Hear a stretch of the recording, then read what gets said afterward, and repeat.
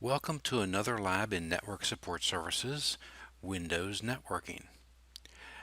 I will be hosting this lab in Hyper-V. You as the student will follow along, answering all questions and taking the appropriate screenshots as shown in your worksheet. So let's begin. 70-740 Lab 6, Creating, Managing, and Maintaining Images for Deployment. This is one of my favorite labs because it covers a key and essential component to our Windows networking and the management of the systems within it. When you've got devices on your network, you need to know that they are all of the same patch level, for example. Well, that gets into vulnerability management. That's not what we're going to talk about. What we also want to do is, for example, when we have a network, we want to be able to manage that network and know what devices are where and what they are. So we can use Windows Deployment Services, WDS, to distribute new copies of Windows 10 or Windows Server. We can also use it to distribute other previous versions of Windows if so desired. But this one allows you as the network administrator to be able to maintain an even level of copies of versions of your Windows operating systems.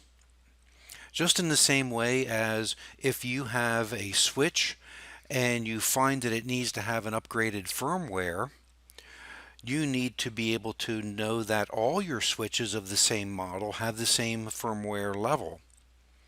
That way you can that falls into your change management aspects and change control.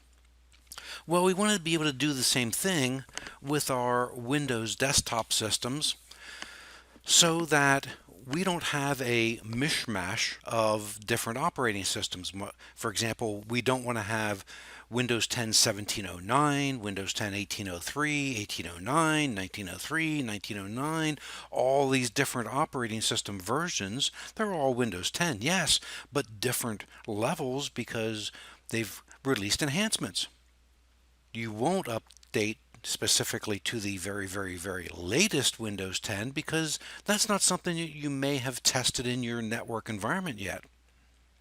However, for example, perhaps you have verified that Windows 10 1903 is quote unquote certified for your network.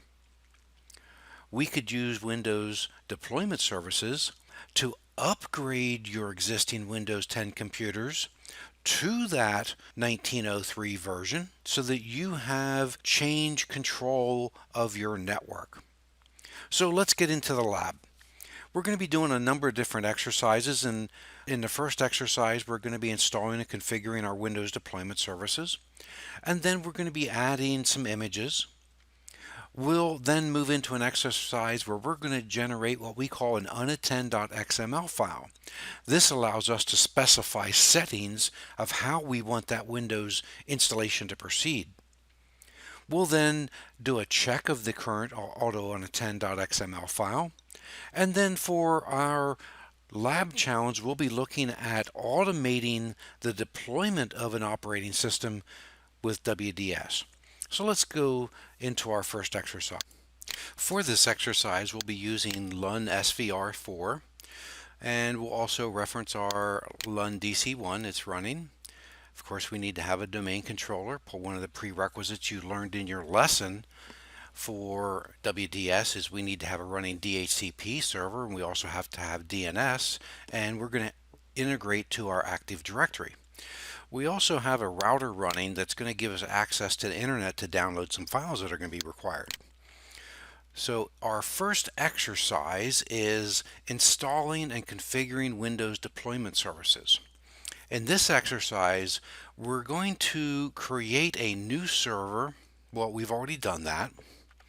And then we're going to install the Windows Deployment Services so that you can quickly install Windows servers in the future. We could deploy Windows Server, we could deploy Windows 10, just as we just previously talked about. Windows Deployment Services, that's WDS.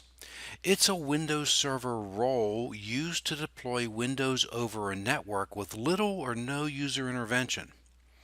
If a client, that's a device, can perform a PXE boot, you can perform an installation over a network with no local operating system or local startup device on it.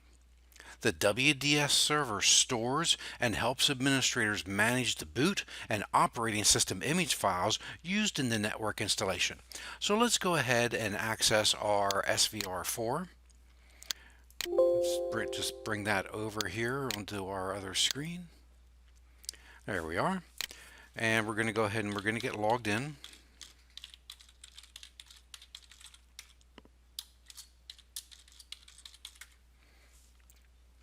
And the first thing we're going to do is we need to install the role to be able to use Windows Deployment Services.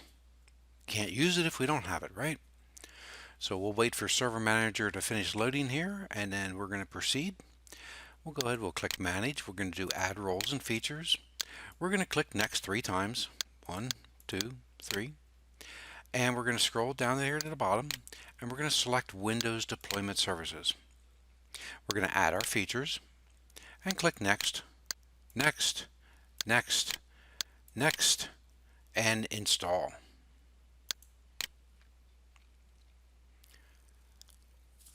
Now, you saw there on our screen that we're installing a deployment server and a transport server. Refer back to your lesson for the detailed explanation of what those two do. Should only take just a few more moments for the installation to finish. And in the time I spoke those words, it's done. So we're going to go ahead and we'll close our installation wizard, and we're going to go straight to it. We're going to go to Tools, and we're going to go to Windows Deployment Services. The first thing we have to do is we have to configure our server. So we're going to expand servers. We're going to select our SVR4, right click on it, and select Configure Server. Now, if you remember, there's two different ways that you can deploy this. You can deploy it as integrated with Active Directory, or it could be a standalone. Either way, there must be a DHCP server available, there must be a DNS server available, and we need to have an NTFS file system partition on which we store our images. So let's go ahead and click Next. We are going to integrate with Active Directory. We're going to click Next. We're going to create a remote install path. Well, you know what? I don't want to disrupt the C drive. So I'm going to go ahead, I'm going to change it up a little bit. I'm going to click Settings on my Hyper-V machine, and we're going to say New Hard Drive. I'm going to do Add. I'm going to say New, Next, Dynamically Expanding, and I'm going to call it LUN-SVR4-WDS, and click Next. It's going to be 127, Next, and Finish, and Apply, and OK. Oh, you know what?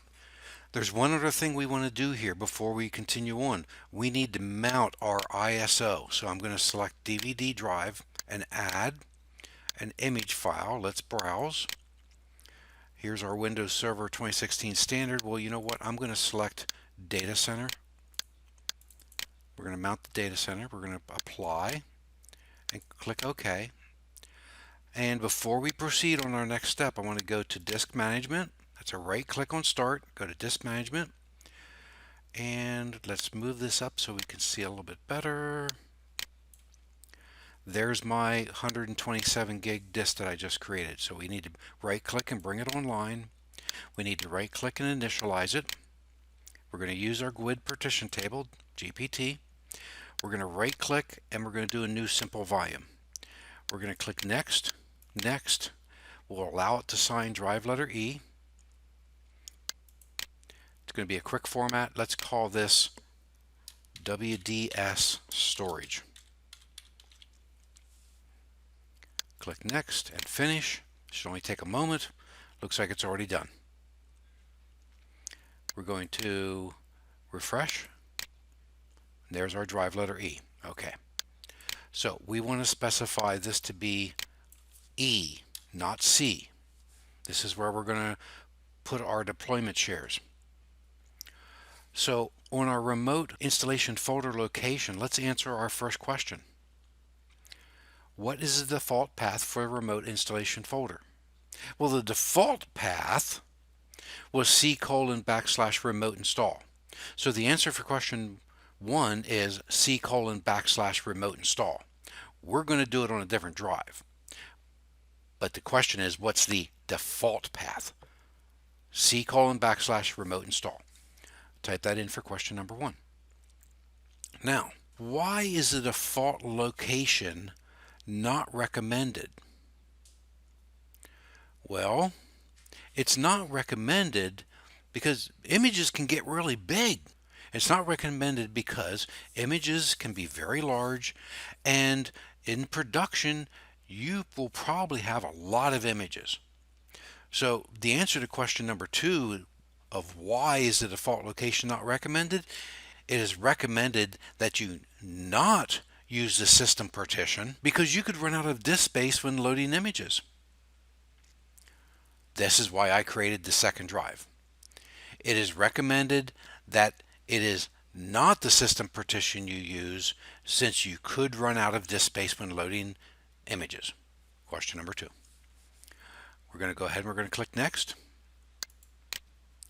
Under the Pixie settings, we're going to go ahead and we're going to say respond to all client computers. Now, what would that do? If you have a working system and the user boots the computer up, and for whatever reason Pixie boot and boot from network is in the boot order and it's ahead of the hard drive, this thing could connect to our WDS server, and that user could inadvertently re-image his computer. It may not be a good thing. So for our exercise, we're going to say respond to all client computers known and unknown. But I'm going to add an additional check. I'm going to put in here require administrator approval for unknown computers, and I'll show you how you go about allowing that computer to get installed. But what this does is, yeah, our WDS will respond to that user selecting the Pixie boot, but you as the administrator have to say, yes, go ahead and install. This helps that accidental connection to be eliminated. We put a check mark there. Not part of your steps, I'm adding that. We're going to click Next. Our task process is going to go ahead and proceed, and we're not going to immediately add images, so we're going to uncheck add images to the server now, and we're going to click Finish. Now here is your first screenshot. Go ahead and take a screenshot and paste that into step number 23. I'll forewarn you, this lab's going to take a little while. This is one of the longer labs in the course. But we're done with our first exercise. We've installed Windows Deployment Services. Now, the next thing we're going to do, we're going to create a folder on our E drive. The instructions in our worksheet say C, but we're not using that. We're going to use our E drive to put all these folders and files. So we're going to create a folder called software. All right. Now, the instructions say copy the ISO for the Windows Server 2016 installation disk from our Lund DC1 software share to this. But we already have a DVD mounted. We don't need to do that. Also, it talks about copying an unattended file over. Well, we're going to create our own. We're also going to have to download 2 files from the internet. We'll get to that in just a few moments. So let me show you the README that I created. So we mounted our server ISO on DVD. That gives us access to our binaries. What we're going to do in Internet Explorer is we're going to search for ADK setup and ADK WinPE setup. We're going to see a link, download and install the Windows ADK, a pipe, and Microsoft Docs. We're going to use that link, and there we're going to download ADK setup by clicking on the download the Windows ADK for Windows 10 version 2004 link, and the ADK WinPE setup.exe by clicking on the download the Windows PE add-on for the ADK version 2004. Now keep in mind, as time progresses on, if you as a viewer are reviewing this lab in a year or 2 years, those versions may change. So adapt, improvise, overcome, right? Let's go back to our lesson. Back in our virtual machine, we have our software folder. That's where we're going to download and we're going to put those executables. But we already have our ISO mounted. We're already past a couple of these steps. So let's go to question number 3. Which drive letter was the ISO file mounted to? Well, let's take a look. It's mounted to drive letter D. So it could be E, could be D, just depends on how we designated those drives. If I had added the WDS storage drive prior to mounting the DVD, it would be drive letter E. In this case, it is drive letter D. DVD drive D. All right, answer to question number 3, DVD drive D in this case. Let's go back over to our WDS. And what we're going to do is we're going to expand our server. And then we're going to see our structure. And you can see we can install images, we can install boot images. Now remember, I put that check mark to require administrator approval to install an image from the WDS. Well, that's this pending devices is where we're going to find those pending devices. There you go. Okay, so we're going to right click on the boot images and we're going to say add a boot image. Our wizard opens up and we're going to answer our 4th question. And the 4th question is, what is the boot image based on? We talked about this extensively in our lesson. The boot WIM, that's the boot.wim, it's based on Windows PE. That's the pre-installation environment. We're going to navigate to our DVD. We're going to go to the sources folder, and right there is our boot WIM. So if you didn't get that, the answer to question number 4 is Windows PE. We're going to select open. We're going to click next. We're going to retain the default settings. We're going to click next and next again. It's adding the image and finish. We now have a boot image so that when our device wants to connect to the WDS, it's got the Windows PE boot environment, just as if we were running, we press any key when you go to set up Windows off a DVD. Well, that's what this provides. Now let's select install images. We're going to right click on install images and select add install image. The first thing that comes up is the image group.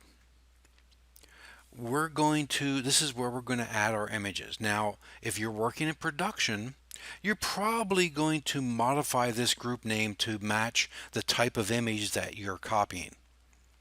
But let's answer question number 5. What is the default image group name? You can see it on your screen. The default image group name is image group 1. Answer to question number 5. If you've got that, let's go ahead and we're going to click next. we need to give our location. We're going to browse again to our DVD. We're in our sources folder. We're going to select the install WIM and click open. We're going to click next. Now it wants to know, hey, what copy of Windows Server do you want to install? Remember our file-based source and how that allows us to have multiple images inside that WIM? That's the neat thing about the WIMs. We don't have to have 4 different DVDs to install different copies of Windows Server. We've got them all here. We can see that these are all available. Now for this exercise, we're going to install Windows Standard. So we're going to deselect Windows Standard Core, deselect Windows Data Center Core, and deselect Server Data Center. We're going to click next and make sure that Windows Server 2016 Server Standard is still selected. We're going to click next.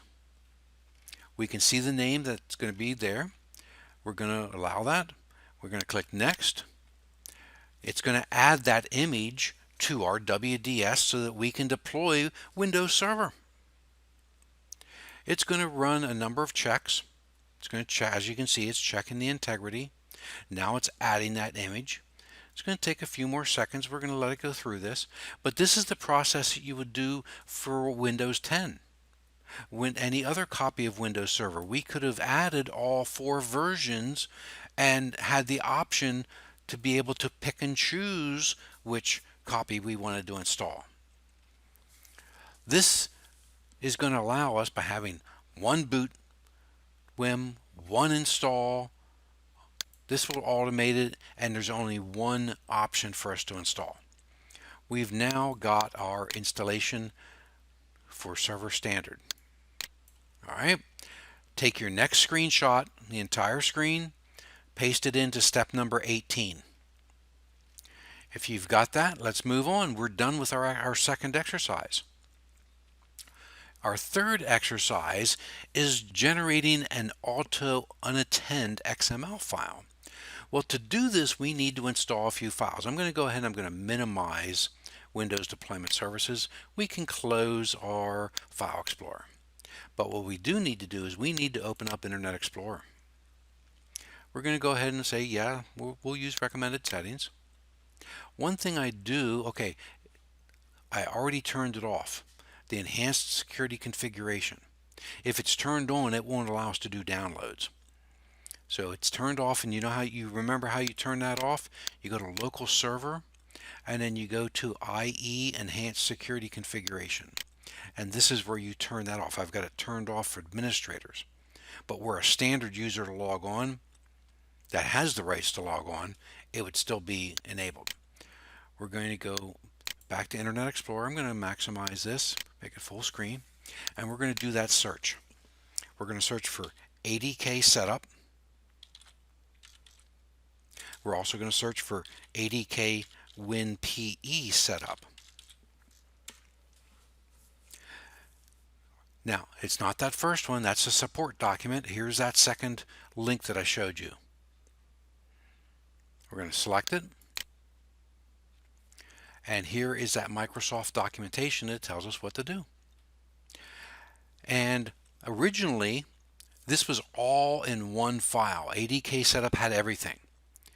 But after, or as of Windows 10 1809, they separated the pre-installation environment and the assessment and deployment toolkit. So the first thing we're going to do is we're going to click on this download to Windows ADK. We're going to save, and we're going to save it in that software folder.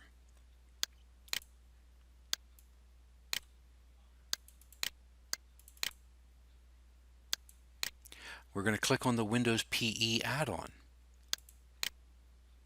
and we're going to save that in the same location.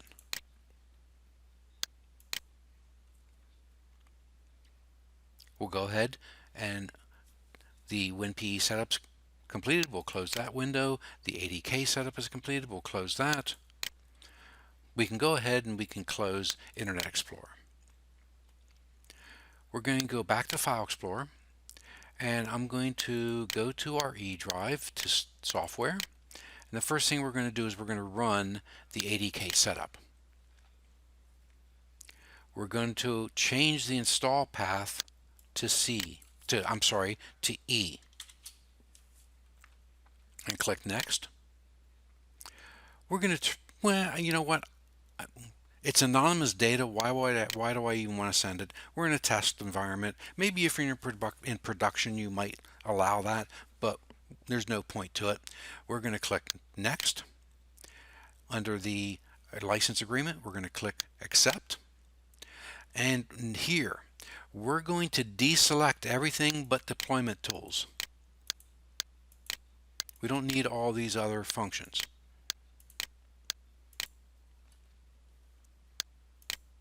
Okay, now one thing I did was I kind of jumped ahead, got ahead of myself. What we want to do is we're going to copy our install WIM over to that software folder. So back over here, let's go ahead and expand this out. We're going to click on our, I'm not even going to click on it, I'm going to go straight to it, Sources, and we're going to go down to our install WIM right there. I'm going to copy, I'm going to go back, and I'm going to paste that into our software folder. It won't take very long.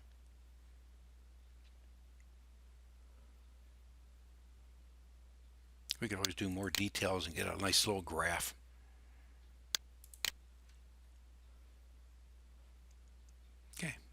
Okay, we're done. Our install WIM has been copied to local.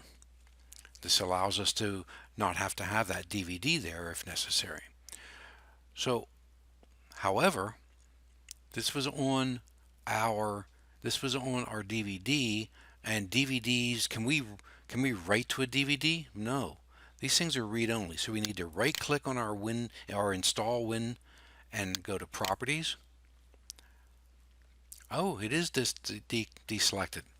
I've seen this in the past where it was flagged as read-only, and you had to deselect the read-only. We're good to go. So we don't need to change that. Okay. Now, let's go ahead and we've installed our ADK setup. It's sitting right here running. We're going to go ahead and we're going to install. What does our let's answer our question number 6. What are the 2 ways to create or modify an unattend.xml file? Well, you read about this in your lesson. Well, obviously what we're creating here, we're creating components to be able to do this. And we can see our one option right here. The SIM, the System Image Manager, or more specifically, the Windows System Image Manager. That's one of the 2 ways. Well, if you're good with a text editor, you can just use a text editor, Notepad. An XML file can be viewed as plain text. You just need to make sure you save it in the correct sequence and formatting. That's all. We'll take a look at one of those in our text viewer. So the answer to question number 6 is a text editor or the Windows System Image Manager. Let's go ahead and install the ADK. Should run pretty quick. I'm running on solid states here, so the installation is going to proceed pretty efficiently. If you're running on standard rotational hard drives, the installation is going to take you a little bit longer. It's also dependent, of course, on CPU, memory. Remember, virtualization is highly dependent on the speed of your hard drives. We're going to go ahead and we're going to click Close. And then we're going to double click on ADK WinPE Setup.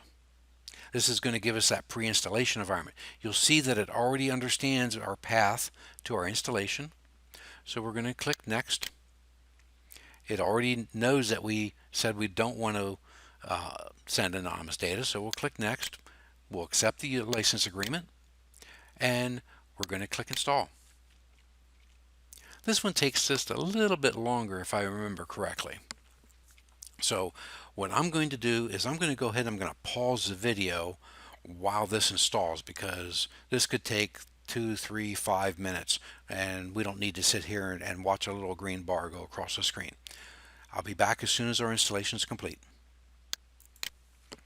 Okay, well, that actually did take, oh, it was 2 to 3 minutes, which is pretty fast. I've seen on systems where you're running in a virtual environment with some slower disk, I've seen this take 20 minutes. So we are done. We can click close. That we've installed our ADK setup. We've installed our WinPE. We've got our Win install Wim there, so we can close File Explorer, and we're ready to move on to creating a distribution share. So remember we talked about the two different ways that we can do our XML file? Well, we're going to use the Windows System Image Manager, and right there it is. I'm going to go right click and pin that to start, and we're going to select it. Here is our SIM. So the first thing we need to do is we need to go to Tools and say we want to create a distribution share. We need to point to that to somewhere. Well, let's go this PC. We want to do this on our E drive. And I'm going to create a folder, and I'm going to call it dist fold.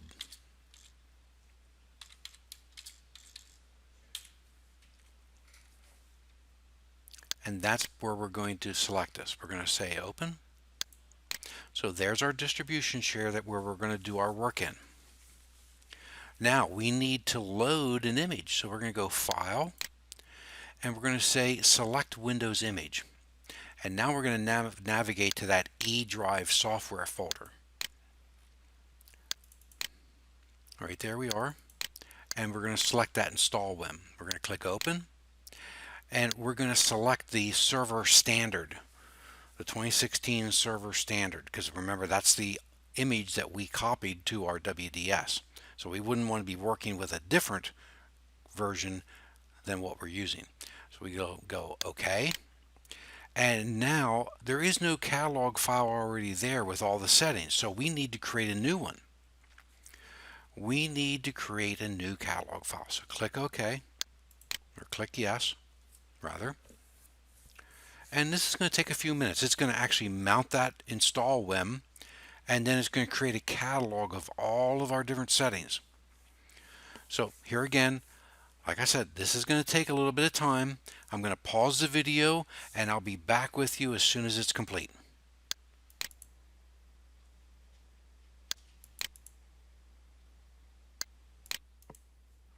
Okay, and our catalog has been created. Here we can see those sections of the catalog. This is all the different options for how we install our operating system. We're going to be looking at these in depth here in just a few more minutes. What we're going to do is we're going to click File, New Answer File. This is going to create that XML. And here we can see there's 7 phases to how the operating system gets installed. The pre-installation environment, we can customize how all these things happen. Now, the first thing we're going to do is we've already expanded components. In fact, what I'm going to do is I'm going to take this up a little bit so we have a little bit better view. And we're going to look for AMD 64, Microsoft Windows International Core WinPE. We're going to expand that. And what we're going to do is we're going to right click on that, and we're going to say add settings to pass 1. We now have some settings that we can customize. We're also going to go ahead. What we're going to do is, this is our answer file section, right? We're going to select, we already have it selected. And what we're going to do is we're going to set the language settings. So for example, here we're going to type in EN-US. And I did that wrong. It's not an underscore, it's a dash. It's a hyphen. So we're going to put that also in impact input local.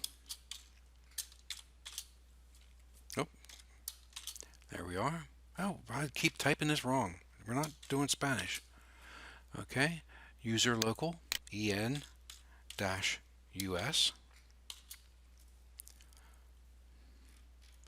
And we're also going to do the system local as en-us.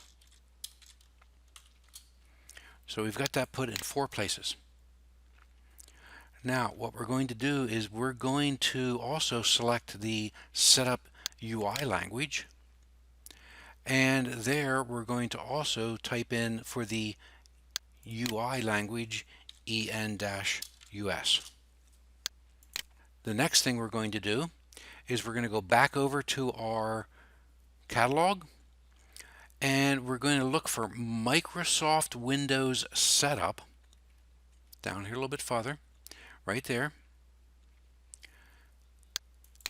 We're going to right click on it. Here again, add to pass 1. You'll notice that the others are grayed out. This can only be applicable to pass 1. We've now added that, and in our answer file, we're going to expand that, and we're going to right click on disk configuration, and we're going to say insert new disk. We're going to expand the disk, and what we're going to do is we're going to right click on create partitions and say insert new create partition. On our properties, we're going to give it an order of 1. That means this will be the first partition that's created. We're going to give it a size of 350, and now here we've got a little drop box we can select. It's going to be a primary. We've already created 1 partition.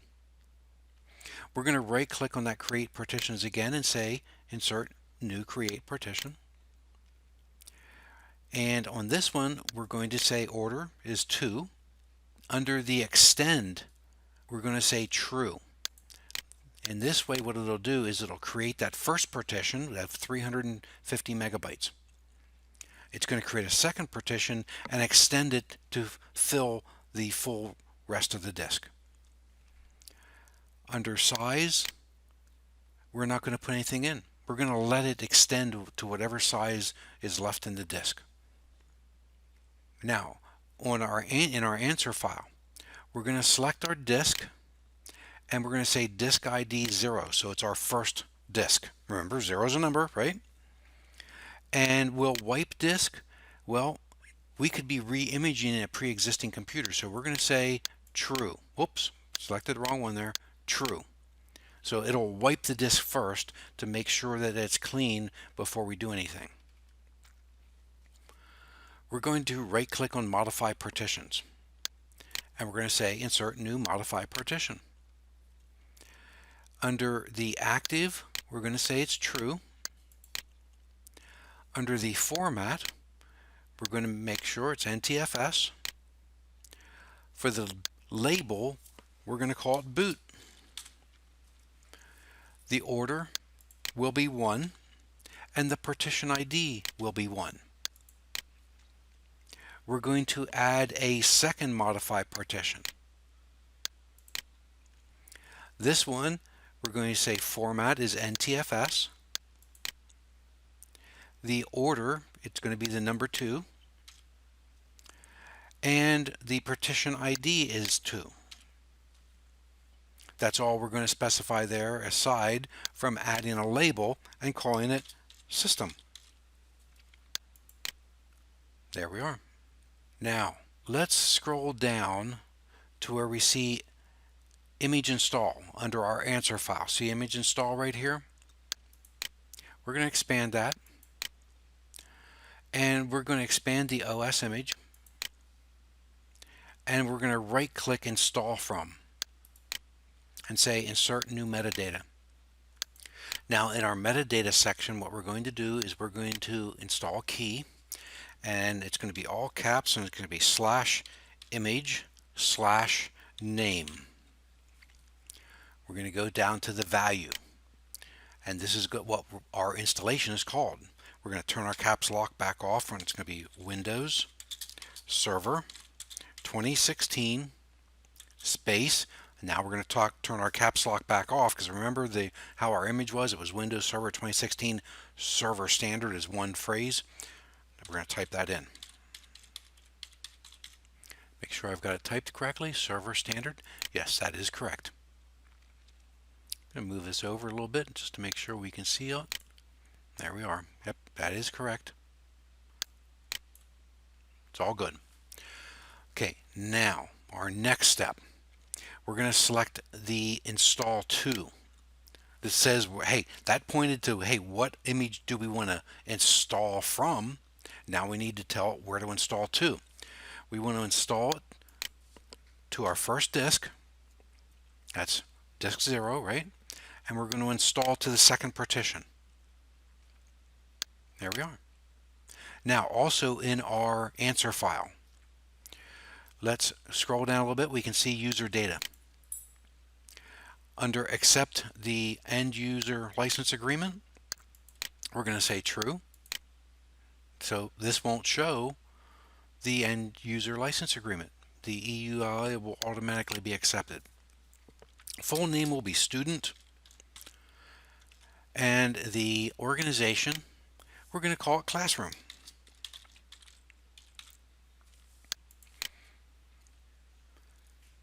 We're going to expand the user data and click on product key. Told you this was going to be a long lab.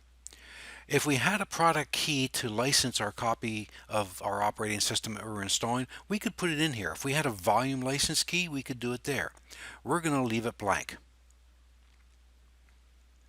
The next thing we're going to work on is the Microsoft Windows Shell setup. And it contains elements and settings that control how the shell of the Windows operating system is installed on the destination computer. So back over here in our first column, we're going to look for Windows Shell Setup, and it should be right there. We're going to right click, and we're going to say, see, this one can be added to different passes. We're going to add it to the Specialize. It's right there. See, number 4. In our answer file, it's already selected. If you look here, this would give you the availability of customizing your installation, the OEM name. In fact, you know what? We're going to do a little bit of this. Even though in our instructions it says leave it blank, we're going to add it in, and we're going to call it MTC for McFatter Technical College, and the organization name is going to be McFatter Technical College. This is who it's registered to. And registered owner can be student, and so on. To fully understand all these, make sure you look up your Microsoft Docs so that you understand what can go on each and every one of these things. For example, you could say, do we want the power button to show on the start screen? There's things like this that you can specify right in here. Now, on our image, we're going to go to that shell setup again, right? We're going to right click and we're going to say add to the out of box experience, past 7. There it is down there. This, we're going to say registered organization. Well, they say classroom. So you know what? I'm going to do classroom. And then we'll go back up to our past 4 and we'll change this to match. All right. Registered owner is student. And I'm going to go back up here and we'll make those same changes. So registered organization, you know what I'm going to do? I'm going to do this. OEM. Okay, so we'll make this classroom.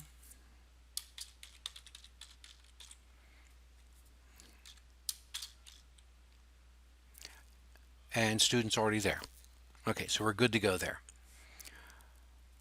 Let's save this.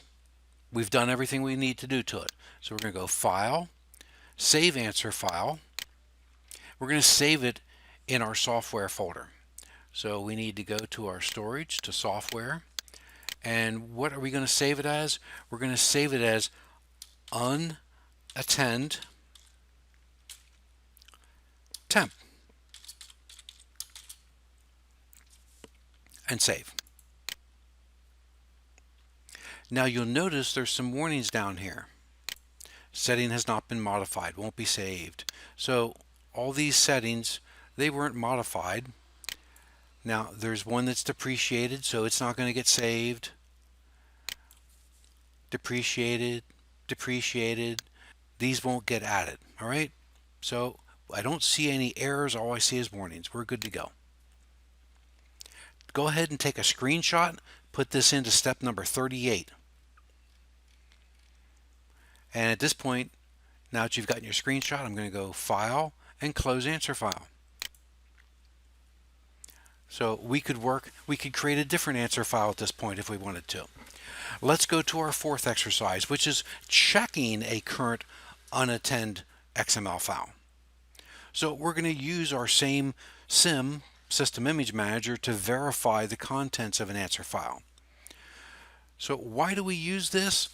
To streamline the installation process, you can automate the installation of Windows by using an answer file that's used to provide responses to the prompts that would normally appear during Windows installation.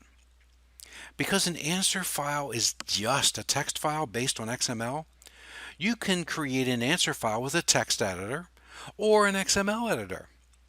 However, Microsoft does recommend that you use the System Image Manager, and it's part of the Windows ADK. SIM is a tool that's used to create and manage unattended Windows setup answer files using a graphical interface to check those answer files. So we're going to say, let's go File, Open Answer File. We've only got our one, and we're going to say Open.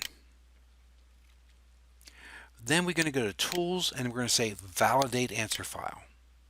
No warnings or errors. We're good to go.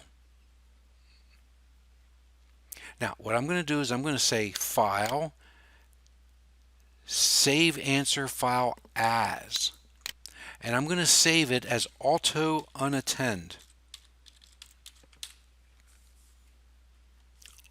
Auto Unattend. So the whole idea is to automate things, right? We're going to click Save. And we can go ahead and we can close this. But prior to closing it, I want you to all take a screenshot showing the fact that we were able to validate it with no errors. All right? Okay, we're going to close the SIM. Let's go to a File Explorer, and we're going to go to that software folder. There's that auto attend that we just saved our unattend as, the auto unattend. I keep dropping out the don't I? Let's right click on it and say open with Notepad. Well, this is what XML looks like. As long as you do the correct formatting, you could do this in Notepad. A lot more work though, huh? But that's what it looks like. Okay, let's see if we can put this into action. We're going to do our lab challenge. And our lab challenge is configuring Windows deployment services for automatic deployment. We're going to deploy a Windows image from the WDS server while we use that auto unattend XML file.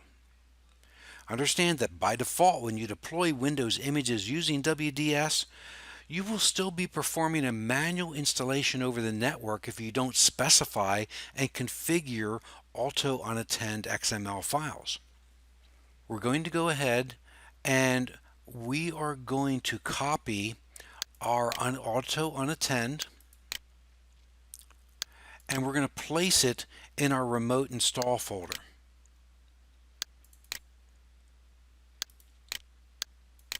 So there that is. We're going to go to Windows Deployment Services. We're going to go to our properties for our server.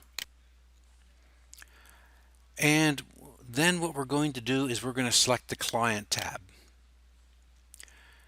we're going to enable unattended installation. And you'll notice that you can specify unattends for many different architectures. We're going to do it for our x64. We're going to browse and we're going to select that auto unattend. We're going to click open. So that's what our setup looks like. We're going to click OK to accept that. Now we're going to go to our image group 1 and we're going to right click on our server image and go to properties. And here we're going to select allow it to be installed in unattended mode. So you can add auto unattend XMLs, but you can still have images that wouldn't be allowed to be installed in unattended mode unless you select them to be. We're going to click that. We're going to say select file, and we're going to select that same unattend that's in our remote install folder right there.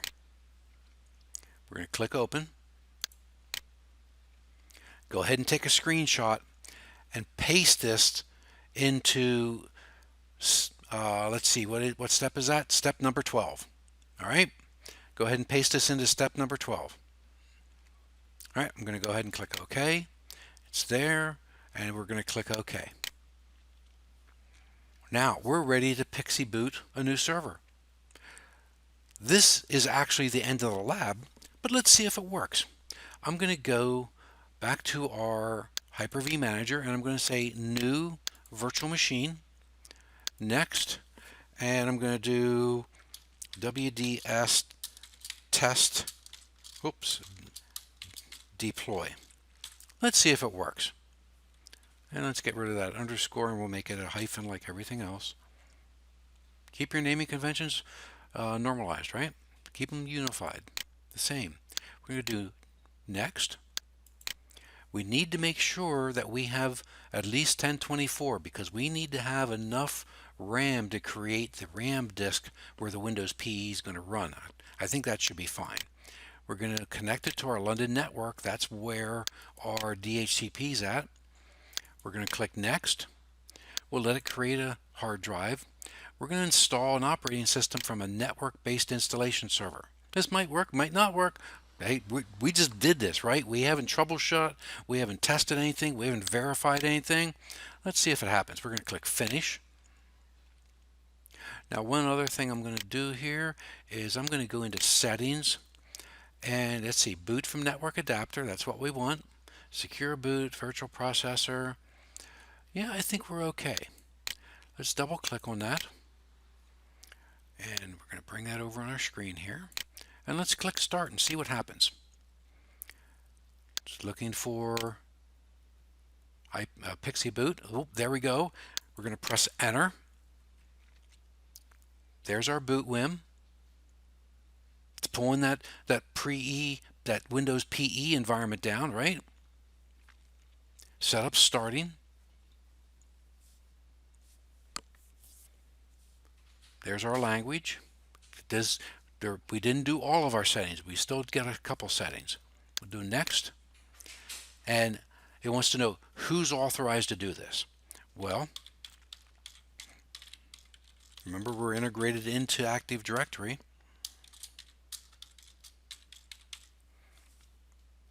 We're going to click OK.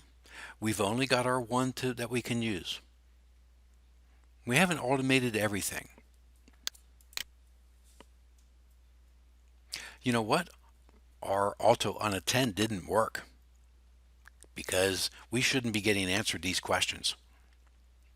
This is what we would see just through a regular WinPE install. So for some reason our auto unattend isn't getting applied, but we can still install our server. Let's go ahead and do it. We'll allow it to automatically provision the partitions. It's grabbing the installation files from the Windows deployment services. So this is going to take a few minutes. It's copying everything across the network. So rather than installing from a DVD and having to walk to any installation you're doing, doesn't have to be Windows Server, it could be Windows 10. This gives us the ability to install without ever having to go to the machine. We can do this. You can pre-configure. Let's take a look over here. Let's go back over to this, to our server 4. We can modify our responses. We can pre-stage devices. This is something you can read about on how you can pre-stage a device. You have to pre-do it in Active Directory, and then you specify the device ID and the name, what group it's going to be in, and this way you can have it already set up and ready to go. See, it should have appeared here because we did, let's see here, you know what, it didn't stick. It should, remember we checked this off. I don't know why it didn't stay, but we did check that off. That should have stayed. That's why because it's not checked, that's why it immediately went into it. It should have just sat there saying waiting for approval. That's that. So let's see, your client, that's good. This is all good. I don't know why the unattend didn't apply. Interesting. Well, like I said, we hadn't verified anything. We hadn't troubleshot anything. We were just doing this on the fly. But there it is. It's already rebooting. How cool is that? What did that take us? 4 or 5 minutes tops? It's almost done. Very quick, very fast. Your boss comes to you and says, hey, I need you to create this new infrastructure for a test environment because we need to test out this new application or this new service. You turn around and you go to him, okay, well, it's 9 o'clock now. Give me an hour or two, maybe not even that, and I'll have you up and running. So this is looking for a product key. I'm going to just say do this later. We're going to accept. We're going to give it a password. This is for the local account. Finalizing, and there we are. Let's take a look back over here. Our test deploy. Okay, since it last rebooted, it's been up for 42 seconds. So what did that take? All of 5 minutes? This is the power of Windows Deployment Services. I hope you've liked Lab 6. It's one of my favorites. Thank you for viewing 70-740 Lab 6. We'll see you next time.